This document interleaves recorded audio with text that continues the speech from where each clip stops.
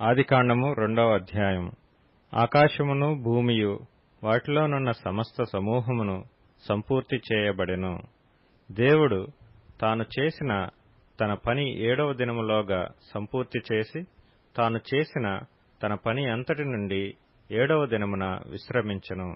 కాబట్టి దేవుడు ఆ 7వ దినమును ఆశీర్వదించి పరిశుద్ధపరచెను.